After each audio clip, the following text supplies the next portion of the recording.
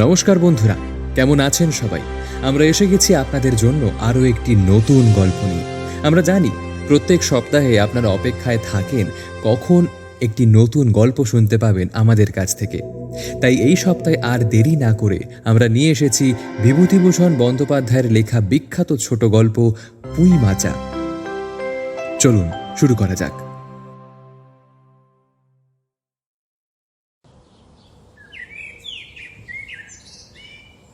সহায়হরি চাটুর্যে উঠানে পা দিয়াই স্ত্রীকে বলিলেন, একটা বড় বাটি কি ঘটি যা হয় কিছু দাও তো। তারক্ষুড়ো গাছ কেটেছে, একটু ভালো রস আনি। স্ত্রী অন্নপূর্ণা খড়ের রান্নাঘরের দাওয়ায় বসিয়া শীতকালের সকালবেলা নারকেল তেলের বোতলে ঝাঁটার কাঠি পুরে 2 আঙুলের সাহায্যে ঝাঁটার কাঠি লগ্ন জমানো তেলটুকু সংগ্রহ করিয়া চুলে মাখাইতেছিলেন। স্বামীকে দেখিয়া তাড়াতাড়ি গায়ের কাপড় একটু টানিয়া দিলেন মাত্র, কিন্তু বাটি কি ঘটি বাহির করিয়া দিবার জন্য বিন্দুমাত্র আগ্রহ তো দেখাইলেনই না, এমনকি বিশেষ কোনো কথাও বলিলেন না। সহায়হরি অন্তর্বর্তী হইয়া বলিলেন, কি হয়েছে বসে রইলে যে? দাও না একটা বাটি কি ঘটি। আহ, খেন্তি টেন্তি সব কোথায় গেল এরা? তুমি বুঝি তেল মেখে ছোঁবে না? অন্নপূর্ণা তেলের বোতলটি সরাইয়া স্বামীর দিকে খানিকক্ষণ চাহিয়া রহিলেন। পরে অত্যন্ত শান্ত সুরে জিজ্ঞাসা করিলেন, তুমি মনে মনে কি ঠাউরেছ বলতে পারো?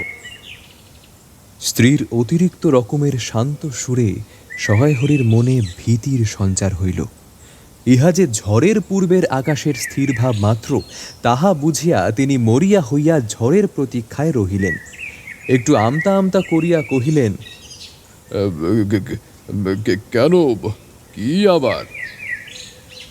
দেখো, রঙ্গ করো না বলছি। ন্যাকামি করতে হয় তো অন্য সময় করো। তুমি কিছু জানো না নাকি খোঁজ রাখো না?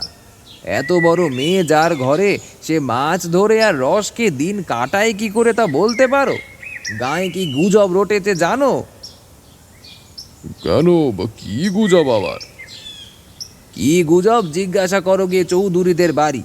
কেবল বাগদিপাড়ায় ঘুরে ঘুরে জন্ম কাটালে ভদ্রলোকের গায়ে বাস করা যায় না। সমাজে থাকতে হলে সেই রকম মান্যিগুন্নি করে চলতে হয়। সহায়হরি বিস্মিত হইয়া কিছু বলিতে যাইতেছিলেন। অন্নপূর্ণা পূর্ববৎ সুরেই পুনর্বার বলিয়া উঠিলেন, এক ঘরে করবে গো, তোমাকে এক ঘরে করবে। কাল চৌধুরীদের চণ্ডী মণ্ডপে এসব কথা হয়েছে। আমাদের হাতে ছোঁয়া জল আর কেউ খাবে নে। আশীর্বাদ হয়ে মেয়ের বিয়ে হলো না, ও নাকি উচ্চুগ্য করা মেয়ে। গাঁয়ের কোনো কাজে তোমাকে আর কেউ বলবে না। যাও, ভালোই হয়েছে তোমার। এখন গিয়ে দুলে বাড়ি বাগদি বাড়ি উঠে বসে দিন কাটাও। সহায়হরি তাচ্ছিল্যের ভাব প্রকাশ করিয়া বলিলেন, ও, এই ব্যাপার। আমি বলি না জানি কি আবার হলো। এক ঘরে সবাই এক ঘরে করেছেন, এবার বাকি আছেন কালীময় ঠাকুর। ও কেন, তোমাকে এক ঘরে করতে বেশি কিছু লাগে নাকি? তুমি কি সমাজের মাতা না মাতব্বর লোক? চাল নেই, চুলো নেই, এক কুড়োর মুরদ নেই। চৌধুরীরা তোমাকে এক ঘরে করবে, তার এমন কি কঠিন কথা? আর সত্যিই তো, এদিকে ধারি মেয়ে হয়ে উঠলো। হলো যে 15 বছরের। বাইরে কমিয়ে বলে বেড়ালে কি হবে? লোকের কি চোখ নেই? না বিয়ে দেবার গা না কিছু। তা বলি, আমি কি যাব পাত্তর ঠিক করতে? সশরীরে যতক্ষণ স্ত্রীর সম্মুখে বর্তমান থাকিবেন, স্ত্রীর গলার সুর ততক্ষণ কমিবার কোনো সম্ভাবনা নাই বুঝিয়া সহায়হরি দাওয়া হইতে তাড়াতাড়ি একটি কাঁসার বাটি উঠাইয়া লইয়া খিড়কি দুয়ার লক্ষ্য করিয়া যাত্রা করিলেন। কিন্তু খিড়কি দুয়ারের একটু এদিকে কি দেখিয়া হঠাৎ থামিয়া গেলেন এবং আনন্দপূর্ণ স্বরে বলিয়া উঠিলেন, এসব কিরে খেন্তিমা, এসব কোত্থেকে আনলি? এ যে 14-15 বছরের একটি মেয়ে আর 2টি ছোট ছোট মেয়ে পিছনে হাত লইয়া বাড়ি ঢুকিল। তাহার হাতে এক বোঝা পুঁই শাক, ডাটাগুলি মোটা ও হলদে। হলদে চেহারা দেখিয়া মনে হয় কাহারও পাকা পুঁই গাছ উপড়াইয়া ফেলিয়া উঠানের জঙ্গল তুলিয়া দিতেছিল। মেয়েটি তাহাদের উঠানের জঞ্জাল প্রাণপণে তুলিয়া আনিয়াছে। ছোট মেয়ে দুটির মধ্যে একজনের হাত খালি, অপরটির হাতে গোটা 2-3 পাকা পুঁই পাতা জড়ানো কোনো দ্রব্য। বড় মেয়েটি খুব লম্বা, গোলগাল চেহারা, মাথার চুলগুলো কৃষ্ণ ও অগোছালো বাতাসে উড়িতেছে। মুখখানা খুব বড়, চোখ দুটো ডাগর ও শান্ত। সরু সরু কাঁচের চুড়িগুলো 2 পয়সা ডজনের একটি সেফটি পিন দিয়ে একত্র করিয়া আটকানো। পিনটির বয়স খুঁজিতে যাইলে প্রাগৈতিহাসিক যুগে গিয়ে পড়িতে হয়। এই বড় মেয়েটিরই নাম বোধ হয় খেন্তি, কারণ সে তাড়াতাড়ি পিছন ফিরিয়া তাহার পশ্চাৎবর্তিনীর হাত হইতে পুঁই পাতা জড়ানো দ্রব্যটি লইয়া মেলিয়া ধরিয়া বলিল, চিংড়ি মাছ বাবা, ওই গয়াবুড়ির কাছ থেকে রাস্তায় নিলাম, দিতে চায় না, বলে তোমার বাবার কাছ থেকে 8 দিনকার 2 পয়সা বাকি আছে। আমি বললাম, দাও না গো গয়া পিসি, আমার বাবা কি তোমার 2 পয়সা নিয়ে পালিয়ে যাবে? আর আর এই পুঁই শাকগুলো ওই ঘাটের ধারে রায় কাকা দিয়ে বললে নিয়ে যা, দেখো দেখো কেমন মোটা মোটা। অন্নপূর্ণা দাওয়া হইতেই অত্যন্ত ঝাঁঝের সহিত চিৎকার করিয়া উঠিলেন, নিয়ে যা, আহা হা, কি অমৃতই না তোমাকে তারা দিয়েছে। পাকা পুঁই ডাঁটা কাঠ হয়ে গিয়েছে, 2 দিন পরে ফেলে দিত, আর উনি তাদের আগাছা উঠাইয়া নিয়ে এসেছে। ভালোই হয়েছে, তাদের আর নিজেদের কষ্ট করে কাটতে হলো না। যত পাথুরে বোকা সব মরতে আসে আমার ঘাড়ে। দে, এই মেয়ে, তোকে বলে দিয়েছিলাম না তুই বাড়ির বাইরে কোথাও পা দিবি না? লজ্জা করে না এ পাড়া সে পাড়া করে বেড়াতে? বিয়ে হলে যে 4 ছেলের মা হতি, খাওয়ার নামে আর জ্ঞান থাকে না। না, কোথায় শাক, কোথায় বেগুন, আর একজন বেড়াচ্ছেন কোথায় রস, কোথায় ছাই, কোথায় পাশ। ফেল বলছি, ফেল ওসব, ফেল এক্ষুনি। মেয়েটি শান্ত অথচ ভয় মিশ্রিত দৃষ্টিতে মার দিকে চাহিয়া হাতের বাঁধন আলগা করিয়া দিল। পুঁইশাকের বোঝা মাটিতে পড়িয়া গেল। যা তো রাধি, ও আপদগুলোকে টেনে খিড়কির পুকুরের ধারে ফেলে দিয়ায় যা। ফের যদি বাড়ির বাইরে পা দিতে দেখেছি তবে ঠ্যাং খোঁড়া না করি তো। বোঝা মাটিতে পড়িয়া গিয়াছিল। ছোট মেয়েটি কলের পুতুলের মতন সেগুলি তুলিয়া লইয়া খিড়কি অভিমুখ চলিল, কিন্তু ছোট মেয়ে অত বড় বোঝা আঁকড়াইতে পারিল না। অনেকগুলি ডাঁটা এদিক ওদিকে ঝুলিতে ঝুলিতে চলিল। সহায়হরির ছেলেমেয়েরা তাহাদের মাকে অত্যন্ত ভয় করিত। সহায়হরি আমতা আমতা করিয়া বলিতে গেলেন, তা এনেছে ছেলে মানুষ খাবে বলে, তুমি বরং। পুঁইশাকের বোঝা লইয়া যাইতে যাইতে ছোট মেয়েটি ফিরিয়া দাঁড়াইয়া মার মুখের দিকে চাহিল। অন্নপূর্ণা রাধার দিকে চাহিয়া বলিলেন, না না, নিয়ে যা, ওসব খেতে হবে না। মেয়ে মানুষের আবার অত নোলা কিসের? এক পাড়া থেকে আরেক পাড়ায় নিয়ে আসবে 2 পাকা পুঁই শাক ভিক্ষে করে। যা যা, তুই যা, দূর করে বনে দিয়ে আয় ওগুলো। সহায়হরি বড় মেয়ের মুখের দিকে চাহিয়া দেখিলেন, তাহার চোখ দুটি জলে ভরিয়া আসিয়াছে। তার মনে বড় কষ্ট হইল। কিন্তু মেয়ের যতই সাধের জিনিস হোক, পুঁইশাকের পক্ষাবলম্বন করিয়া দুপুরবেলা স্ত্রীকে চটাইতে তিনি আদেও সাহসী হইলেন না। নিঃশব্দে খিড়কি দৌড় দিয়া বাহির হইয়া গেলেন। বসিয়া রাঁধিতে রাঁধিতে বড় মেয়ের মুখের কাতর দৃষ্টি স্মরণে পড়িবার সঙ্গে সঙ্গে অন্নপূর্ণার মনে পড়িল, গত অরন্ধনের পূর্বদিন বাড়িতে পুঁইশাক রান্নার সময় খেন্তি আবদার করিয়া বলেছিল, মা, ওই অর্ধেকগুলো কিন্তু আমার একার, আর অর্ধেক সব মিলে তোমাদের। বাড়িতে কেহ ছিল না। তিনি নিজে গিয়া উঠানের ও খিড়কি দোরের আশেপাশে যে ডাঁটা পড়িয়াছিল সেগুলি কুড়াইয়া লইয়া আসিলেন। বাকিগুলো কুড়ানো যায় না, ডোবার ধারে ছাইগাদায় ফেলিয়া দিয়াছে। কুচো চিংড়ি দিয়া এইরূপে চুপি চুপি পুঁইশাকের তরকারি রাঁধিলেন। দুপুরবেলা খেন্তি পাতে পুঁইশাকের চচ্চড়ি দেখিয়া বিস্ময় ও আনন্দপূর্ণ ডাগর চোখে মায়ের দিকে ভয়ে ভয়ে চাহিল। 2-1বার এদিক ওদিক ঘুরিয়া আসিতেই অন্নপূর্ণা দেখিলেন উক্ত পুঁইশাকের এক টুকরাও তাহার পাতে পড়িয়া নাই। পুঁইশাকের উপর তাহার এই মেয়েটির কিরূপ লোভ তাহা তিনি জানিতেন। জিজ্ঞাসা করিলেন, কিরে খেন্তি, আর একটু চচ্চড়ি দিই? খেন্তি তৎক্ষণাৎ ঘাড় নাড়িয়া ও আনন্দজনক প্রস্তাব সমর্থন করিল। কি ভাবিয়া অন্নপূর্ণার চোখে জল আসিল। চাপিতে গিয়া তিনি চোখ উঁচু করিয়া চালের মাথায় গোঁজা ডাল হইতে শুকনো লঙ্কা পারিতে লাগিলেন। কালীমায়ের চণ্ডীমণ্ডপে সেদিন বৈকালবেলা সহায় হরির ডাক পড়িল।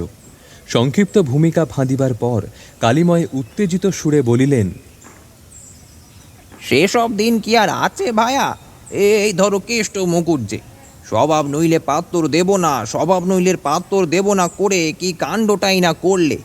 অবশেষে কিনা হরির ছেলেটাকে ধরে পড়ে মেয়ের বিয়ে দেয়। তবে রক্ষ তারা কি স্বভাব! রাম বলো 6-7 পুরুষে ভঙ্গ, পচা ক্ষত্রিয়। তা সমাজের সেসব শাসনের দিন কি আর আছে? দিন দিন চলে যাচ্ছে।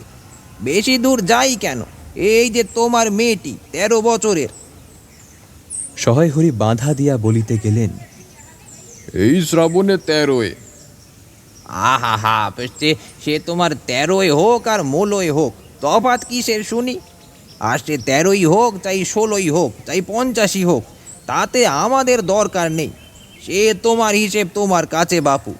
কিন্তু পাত্তর আশীর্বাদ হয়ে গেল, তুমি বেঁকে বসলে কি জন্য শুনি? ও তো একরকম উচ্চুগ্য করা মেয়ে। আশীর্বাদ হওয়া যা, বিয়ে হওয়াও তা, 7 পাকের যা বাকি, এই তো। সমাজে বসে এসব কাজগুলো তুমি যে করবে আর আমরা বসে বসে দেখব, এ তুমি মনে ভেবো না। সমাজের বামুনদের যদি জাত মারবার ইচ্ছে না থাকে, মেয়ের বিয়ের বন্দোবস্ত করে ফেলো। পাত্তর রাজপুত্র না হলে কি পাত্তর মেলে না? গরিব মানুষ, দিতে তুতে পারবে না বলেই ওই শ্রীমন্ত মজুমদারের ছেলেকে ঠিক করে দিলাম। লেখাপড়া নাই বা জানলে, জজ ম্যাজিস্ট্রেট নাই বা হলে, তাই বলে কি মানুষ না? দিব্যি বাড়ি, বাগান, পুকুর। শুনলাম এবার নাকি 20 জমিতে 4টি আমন দানব করেছে। ব্যাস রাজার হাল। 2 ভাইয়ের অভাব কি? ইতিহাসটা হইতেছে এই যে মণিগায়ের উক্ত মজুমদার মহাশয়ের পুত্রটি কালীময় ঠিক করিয়া দেন। কেন কালীময় মাথা ব্যথা করিয়া সহায় হরির মেয়ের বিয়ের সম্বন্ধ মজুমদার মহাশয়ের ছেলের সঙ্গে ঠিক করিতে গেলেন, তাহার কারণ নির্দেশ করিতে যাইয়া কেহ কেহ বলেন যে কালীময় নাকি মজুমদার মহাশয়ের কাছ থেকে অনেক টাকা ধারেন, অনেক দিনের সুদ পর্যন্ত বাকি, শীঘ্রই নালিশ হইবে ইত্যাদি। এ গুজব যে শুধু অবান্তর তাই নহে, ইহার কোনো ভিত্তি আছে বলিয়াও মনে হয় না। ইহা দুষ্টপক্ষের রটনা মাত্র। যাহাই হোক, পাত্র আশীর্বাদ করিয়া যাওয়ার দিন কতক পরে সহায় হরি টের পান পাত্রটি কয়েক মাস পূর্বে নিজের গ্রামে কি একটা করিবার ফলে গ্রামের এক কুম্ভকর বধূ আত্মীয় স্বজনের হাতে বেদম প্রহার খাইয়া কিছুদিন নাকি শয্যাগত ছিল।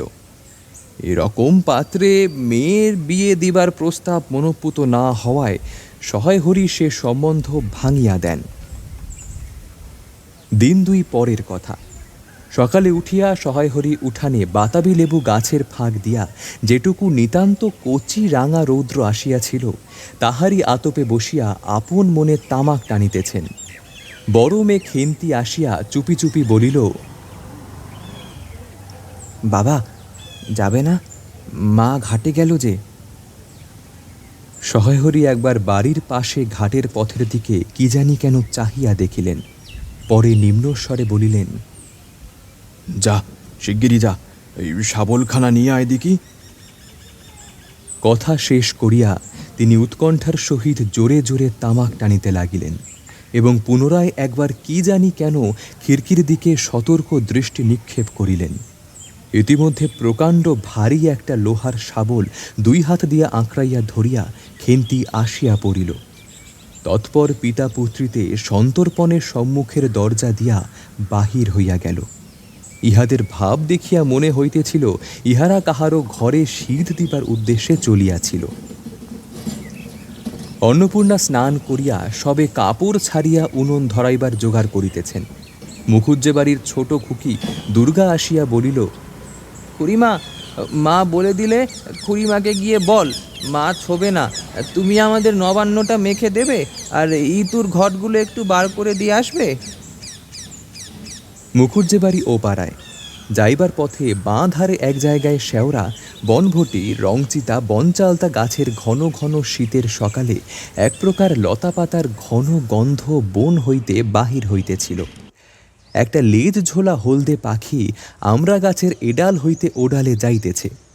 দুর্গা আঙুল দিয়া দেখাইয়া বলিল, খুড়িমা খুড়িমা, ওই যে দেখো দেখো কেমন পাখিটা। পাখি দেখিতে গিয়া অন্নপূর্ণা কিন্তু আরও একটা জিনিস লক্ষ্য করলেন।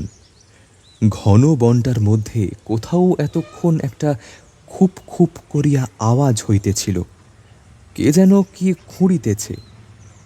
দুর্গার কথার পরেই হঠাৎ সেটা বন্ধ হইয়া গেল। অন্নপূর্ণা সেখানে খানিকক্ষণ থমকিয়া দাঁড়াইলেন, পরে চলিতে আরম্ভ করিলেন। তাহার খানিক দূর যাইতেই বনের মধ্যে পুনরায় খুব খুব শব্দ আরম্ভ হইল। কাজ করিয়া ফিরিতে অন্নপূর্ণার কিছু বিলম্ব হইল। বাড়ি ফিরিয়া দেখিলেন খেন্তি উঠানের রৌদ্রে বসিয়া তেলের বাটি সম্মুখে লইয়া খোঁপা খুলিতেছে। তিনি তীক্ষ্ণ দৃষ্টিতে মেয়ের দিকে চাহিয়া দেখিয়া বলিলেন, এখনো নাইতে যাসনি যে? কোথায় ছিলি এতক্ষণ? খেন্তি তাড়াতাড়ি উত্তর দিল, এই যে মা, যাই, এক্ষুনি যাব আর আসবো। খেন্তি স্নান করিতে যাইবার একটুখানি পরেই সহায়হরি সোৎসাহে 15-16 সের ভারী একটা মেটে আলু ঘাড়ে করিয়া কোথা হইতে আসিয়া উপস্থিত হইলেন এবং সম্মুখে স্ত্রীকে দেখিয়া কৈফিয়তের দৃষ্টিতে সেই দিকে চাহিয়াই বলিয়া উঠিলেন, ওই পাড়ার ময়রা চৌকিদার রোজই বলে, কর্তা ঠাকুর তোমার বাপ থাকতে তবু মাসে মাসে এদিকে তোমাদের পায়ের ধুলো পড়তো, তা আজকাল তো তোমরা আর আসো না। এই বেড়ার গায়ে মেটে আলু করে রেখেছি, তা দাদা ঠাকুর বরং। অন্নপূর্ণা স্থির দৃষ্টিতে স্বামীর দিকে চাহিয়া বলিলেন, বরজপাতার জঙ্গলের মধ্যে বসে খানিক আগে কি করছিলে শুনি? আমি?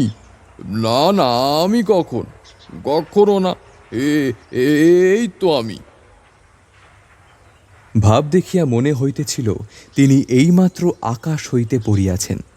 অন্নপূর্ণা পূর্বের মতনই স্থির দৃষ্টিতে স্বামীর দিকে চাহিয়া বলিলেন, চুরি তো করবেই, 3 কাল গিয়েছে, 1 কাল আছে। মিথ্যা কথাগুলো আর বলো না, আমি সব জানি। মানে ভেবেছিলে আপদ ঘাটে গিয়েছে আর কি। দুর্গার মা ডেকে পাঠিয়েছিল। ও পাড়ায় যাচ্ছি, শুনলাম বরজপাতার বনের মধ্যে কী সব খুব খুব শব্দ। তখনই আমি বুঝতে পেরেছি। সারা পেয়ে শব্দ বন্ধ হয়ে গেল। যেই আবার খানিক দূর গেলাম আবার দেখি শব্দ। তোমার তো ইহকালও নেই, পরকালও নেই। চুরি করতে, ডাকাতি করতে, যা করতে ইচ্ছা হয় করো, কিন্তু মেয়েটাকে আবার এর মধ্যে নিয়ে গিয়ে ওর মাথা খাওয়ার কিসের জন্য শুনি? সহায়হরি হাত নাড়িয়া বরজপাতায় তাহার উপস্থিত থাকার বিরুদ্ধে কতগুলি প্রমাণ উত্থাপন করিবার চেষ্টা করিতে গেলেন, কিন্তু স্ত্রীর চোখের দৃষ্টির সামনে তাহার বেশি কথা জোগাইল না, বা কথিত উক্তিগুলির মধ্যে কোনো সম্বন্ধ খুঁজিয়া পাওয়া গেল না। আধ ঘণ্টা পরে খেন্তি স্নান সারিয়া বাড়ি ঢুকে সম্মুখস্থে মেটে আলুর দিকে একবার আর চোখে চাহিয়াই নিরীহ মুখে উঠানের আনলায় অত্যন্ত মনোযোগের সহিত কাপড় মেলিয়া দিতেছিল। অন্নপূর্ণা ডাকিলেন, খেন্তি, এদিকে একবার আয় তো, শুনে যা। মায়ের ডাক শুনিয়া খেন্তির মুখ শুকাইয়া গেল। সে ইতস্তত করিতে করিতে মার নিকটে আসিলে তিনি জিজ্ঞাসা করিলেন, এই মেটে আলুটা দুজনে মিলে তুলে এনেছিস না? খেন্তি মার মুখের দিকে একটুখানি চাহিয়া থাকিয়া একবার ভূপতিত মেটে আলুটার দিকে চাহিল, পরে পুনরায় মার মুখের দিকে চাহিল এবং সঙ্গে সঙ্গে ক্ষিপ্র দৃষ্টিতে একবার বাড়ির সম্মুখস্থে বাঁশঝাড়ের মাথার দিকেও চাহিয়া লইল। তাহার কপালে বিন্দু বিন্দু ঘাম দেখা দিল, কিন্তু মুখ দিয়া কথা বাহির হইল না। অন্নপূর্ণা কড়া সুরে বলিলেন, কথা বলছিস না যে বড়? এই মেটে আলু তুই এনেছিস কি না? বিপন্ন চোখে মার মুখের দিকেই চাহিয়াছিল। উত্তর দিল, হ্যাঁ। অন্নপূর্ণা তেলে বেগুনে জ্বলিয়া উঠিয়া বলিলেন, পাজি, আজ তোর পিঠে আমি আস্ত কাঠের চেলা ভাঙবো, তবে ছাড়বো। বরজ পাতার বনে গিয়েছে মেটে আলু চুরি করতে। সমস্ত মেয়ে বিয়ের যোগ্যী হয়ে গেছে কোন কালে। এক গলা বিজন বোন, যার মধ্যে দিনে দুপুরে বাঘ লুকিয়ে থাকে, তার মধ্যে নাকি পরের আলু তুলে এনেছে। যদি গোসাইরা চৌকিদার ডেকে তোকে ধরিয়ে দেয়, তোর কোন শ্বশুর এসে তোকে বাঁচাতো? আমার জোটে খাবো, না জোটে না খাবো, তা বলে পরের জিনিসে হাত। এ মেয়ে নিয়ে আমি কি করব মা?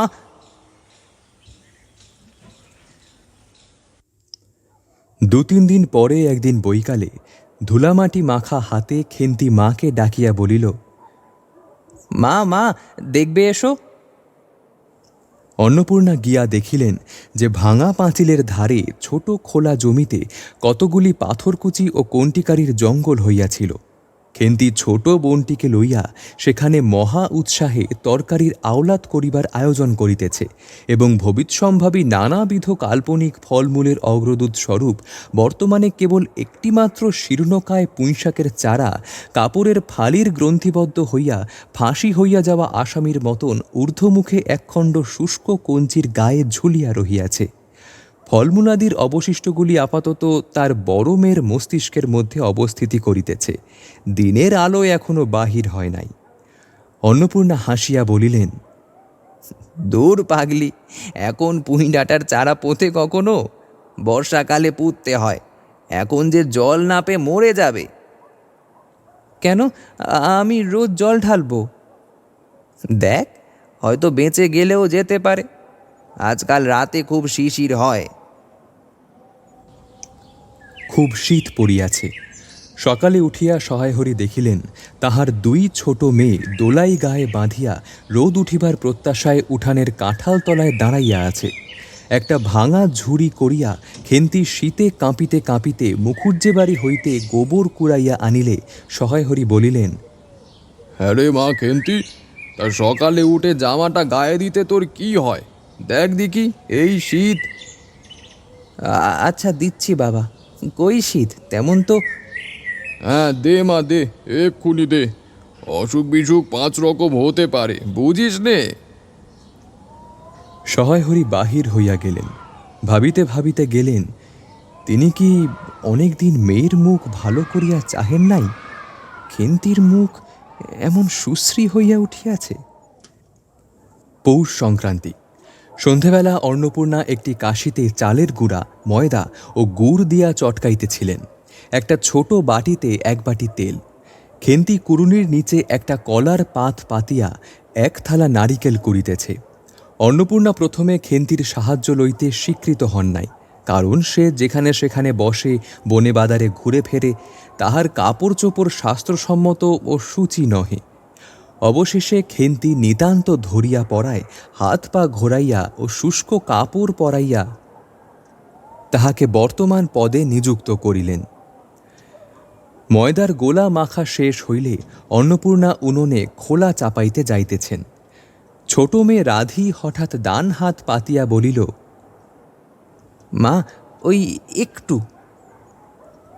অন্নপূর্ণা বড় গামলাটা হইতে একটুখানি গোলা তুলিয়া হাতের আঙুল 5টি দ্বারা একটি বিশেষ মুদ্রা রচনা করিয়া সেটুকু রাধির প্রসারিত হাতের উপর দিলেন।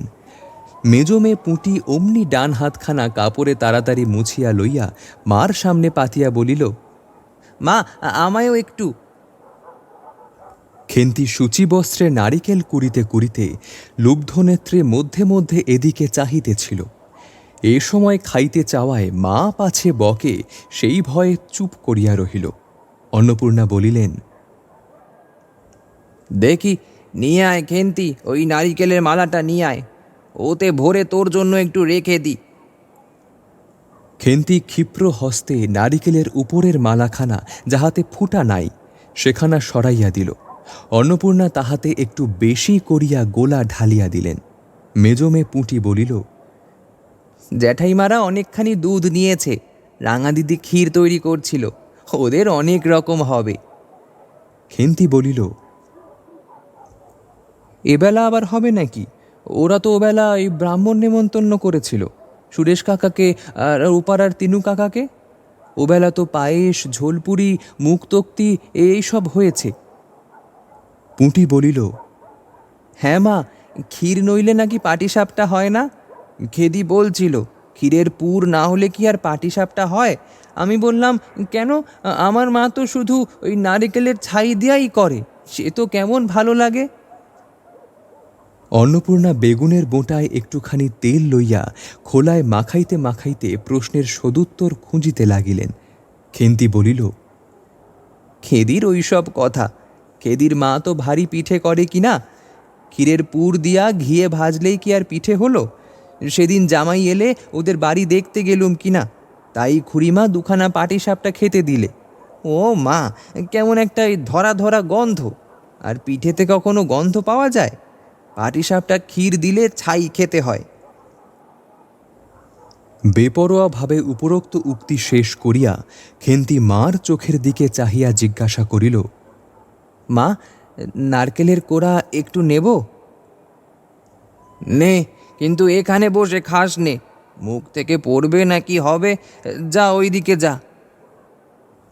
খেন্তি নারিকেলের মালায় এক থাবা তুলিয়া লইয়া একটু দূরে গিয়া খাইতে লাগিল। মুখ যদি মনের দর্পণ স্বরূপ হয়, তবে খেন্তির মুখ দেখিয়া সন্দেহের কোনো কারণ থাকিতে পারিত না যে সে অত্যন্ত মানসিক তৃপ্তি অনুভব করিতেছে। ঘণ্টাখানেক পরে অন্নপূর্ণা বলিলেন, ওরে, তোরা সব এক এক করে এক টুকরো পাতা পেতে বস দেখি, গরম গরম দি। খেন্তি, জল দেওয়া ভাত আছে ও বেলার, বার করে নিয়ে আয় তো। খেন্তির নিকট অন্নপূর্ণার এ প্রস্তাব যে মনঃপূত হইল না, তা তার মুখ দেখিয়া বোঝা গেল। পুঁটি বলিল, মা, বড়দিদি পিঠেই খাক, ভালোবাসে। ভাত বরং থাকুক না, আমরা কাল সকালে খাবো। খান কয়েক খাইবার পরেই মেজ মেয়ে পুঁটি খাইতে চাহিল না। সে নাকি অধিক মিষ্টি খাইতে পারে না। সকলের খাওয়া শেষ হইয়া গেলেও খেন্তি তখনও খাইতেছে। সে মুখ বুজিয়া শান্তভাবে খায়, বড় একটা কথা কহে না। অন্নপূর্ণা দেখিলেন সে কম করিয়াও 18-19 খানা খাইয়াছে। জিজ্ঞাসা করিলেন, খেন্তি, আর নিবি? খেন্তি খাইতে খাইতে শান্তভাবে সম্মতিসূচক ঘাড় নাড়িল। অন্নপূর্ণা তাহাকে আরও খান কয়েক দিলেন। খেন্তির মুখ চোখ ঈষৎ উজ্জ্বল দেখাইল। হাসি ভরা চোখে মার দিকে চাহিয়া বলিল, বেশ খেতে হয়েছে মা, ওই যে তুমি কেমন করে ফেনিয়ে নাও না, ওতেই কিন্তু। সে পুনরায় খাইতে লাগিল।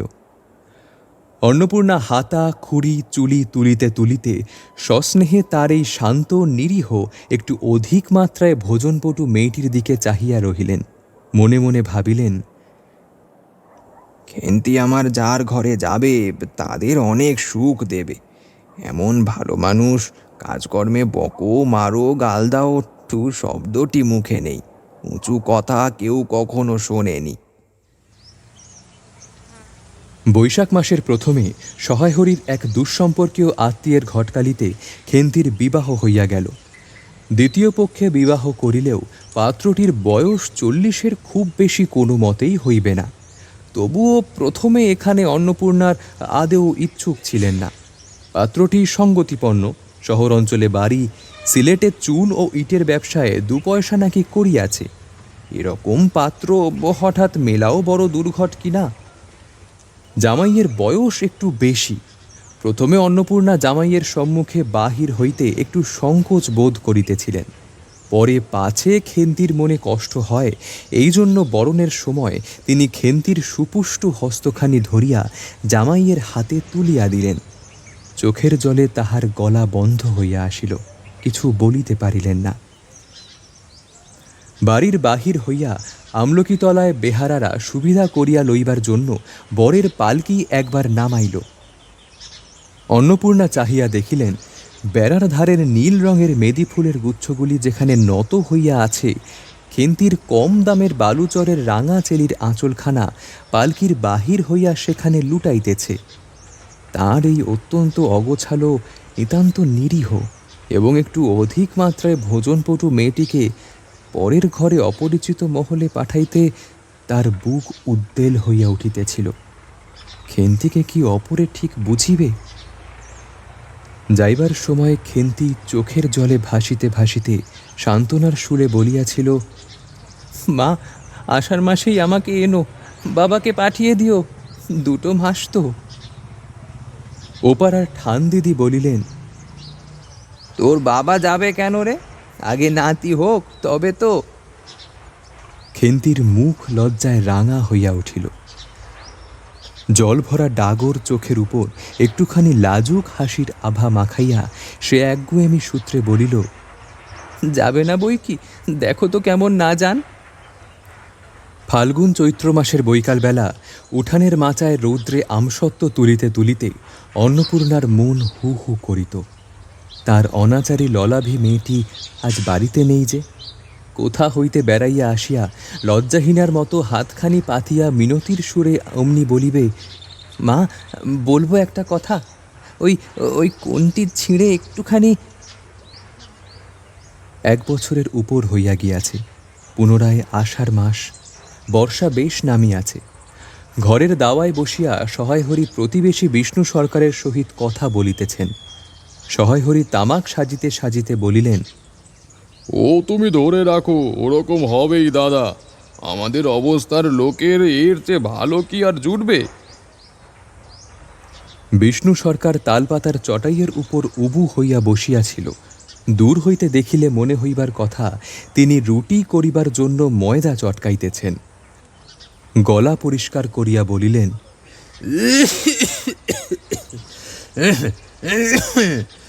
তোমার তোমার মেয়ের হয়েছিল কি? সহায়হরি হুঁকায় 5-6টি টান দিয়া কাশিতে কাশিতে বলিলেন, বসন্ত হয়েছিল শুনলাম।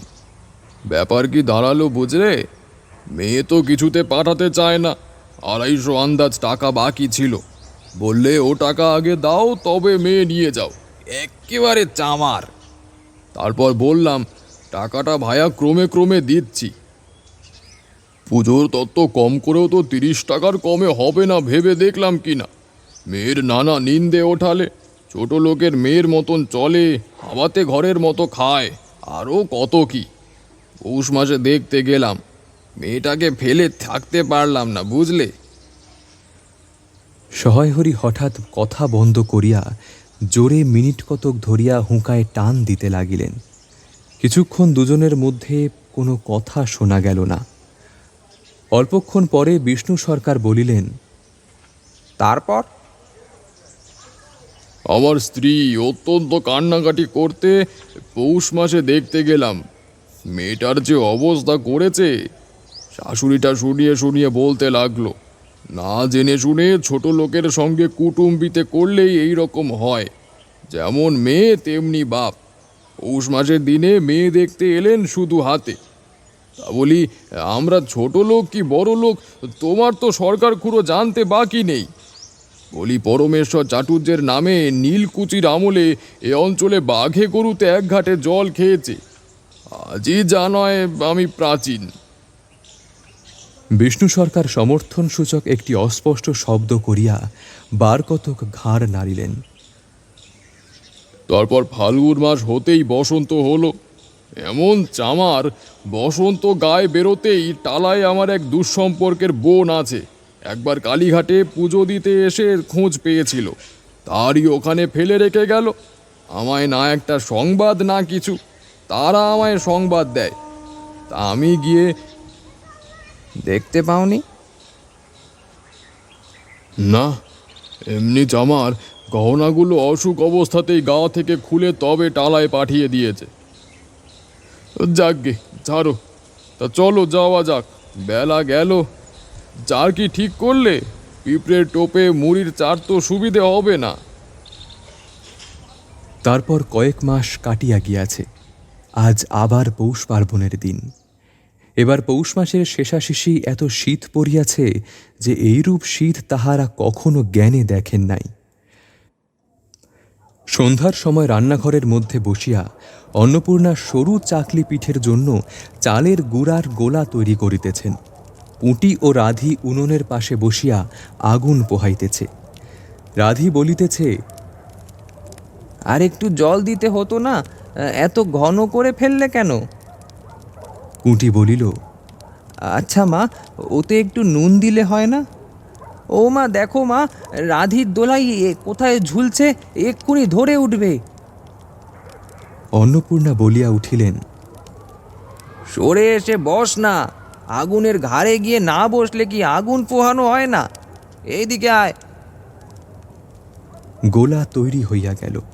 খোলা আগুনে চড়াইয়া অন্নপূর্ণা গোলা ঢালিয়া মুচি দিয়া চাপিয়া ধরিলেন। দেখিতে দেখিতে মিঠে আঁচে পিঠে টোপরের মতো ফুলিয়া উঠিল।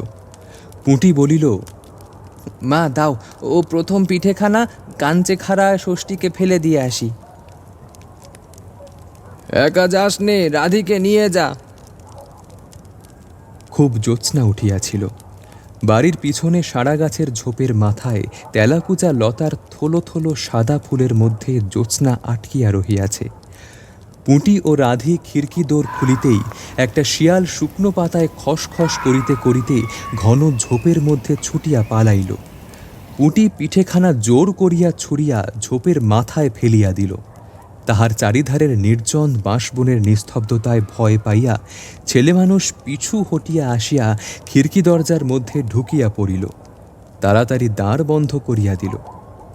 পুঁটি ও রাধি ফিরিয়া আসিলে অন্নপূর্ণা জিজ্ঞাসা করিলেন, দিলি? হ্যাঁ মা, তুমি আর বছর যেখান থেকে লেবুর চারা তুলে এনেছিলে সেখানে ফেলে দিলাম। তারপর সেই রাত্রে অনেকক্ষণ কাটিয়া গেল। পিঠে গড়া প্রায় শেষ হইয়া আসিয়াছে। রাতও তখন বেশি। জ্যোৎস্না আলোয় বাড়ির পিছনের বনে অনেকক্ষণ ধরিয়া একটা কাঠঠোকরা পাখি ঠক ঠক শব্দ করিতেছিল। তাহার স্বরটাও যেন ক্রমে তন্দ্রালু হইয়া পড়িতেছে। দুই বোনের খাইবার জন্য কলার পাতা চিরিতে চিরিতে পুঁটি অন্যমনস্ক ভাবে হঠাৎ বলিয়া উঠিল, দিদি বড় ভালোবাসত। তিনজনেই খানিকক্ষণ নির্বাক হইয়া বসিয়া রহিল। তারপর তাহাদের তিনজনেরই দৃষ্টি কেমন করিয়া আপনা আপনি উঠানের এক কোণে আবদ্ধ হইয়া পড়িল। সেখানে বাড়ির সেই লোভী মেয়েটির লোলাভের স্মৃতির পাতায় পাতায় শিরায় শিরায় জড়াইয়া তাহার কত সাধের নিজের হাতে পোঁতা পুঁই গাছটি মাচা জুড়িয়া বাড়িয়া উঠিয়াছে। বর্ষার জল ও কার্তিক মাসের শিশির লইয়া কুচি কুচি সবুজ ডগাগুলি মাচাতে সব ধরে নাই। মাচা হইতে বাহির হইয়া দুলিতেছে সুদৃষ্ট, নধর, প্রবর্ধমান জীবনে লাবণ্যে ভরপুর।